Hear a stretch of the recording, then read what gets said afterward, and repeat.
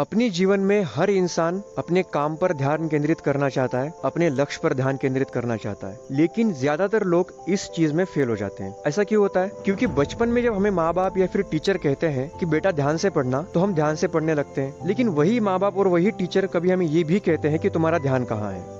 हाँ, ये बात अलग है कि अगर आप सोशल मीडिया पर बिजी हो तब ठीक है, लेकिन अगर आप कोई महत्वपूर्ण भी काम कर रहे हो या फिर अपने डेली रूटीन से जुड़ा हुआ कुछ काम कर रहे हो, तब भी हमें ऐसे ही कहा जाता है। तो हमें बचपन से ही एक बात हमारे माइंड में बिठा दी जाती है कि आपका जो माइंड है उसे मल्टीटास्किंग करनी है, मतलब बहुत सारे काम करने हैं एक साथ। तो प्रॉब्लम ये है कि हमारा जो माइंड है वो कभी भी मल्टीटास्किंग के लिए बना ही नहीं है। अगर आप बहुत सारे काम एक साथ करोगे तो आप कभी कामयाबी नहीं पा सकते हो।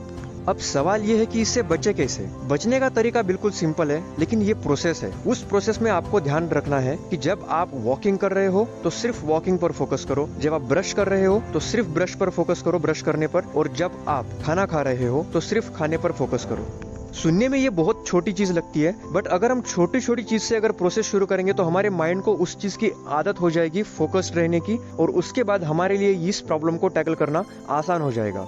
हमारी जनरेशन में ज्यादातर लोगों में यही प्रॉब्लम है कि वो फोकस नहीं रहते अपने काम को लेकर, क्योंकि उनका जो ध्यान है वो भटकाने के लिए बहुत सी चीजें अवेलेबल है इस वक्त इस दुनिया में, जबकि ध्यान बढ़ाने के लिए बहुत कम चीजें अवेलेबल हैं।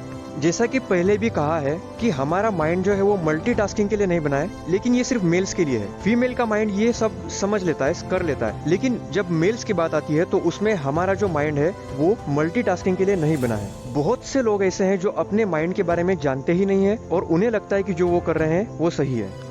बचपन में बहुत बार हमें अर्जुन की कथा सुनाई गई कि उन्हें सिर्फ मछली की आंख नजर आई। ये कथा यूं ही नहीं है, क्योंकि इसी ध्यान के बदौलत वो एक सर्वश्रेष्ठ धनुर्धर बन गए थे।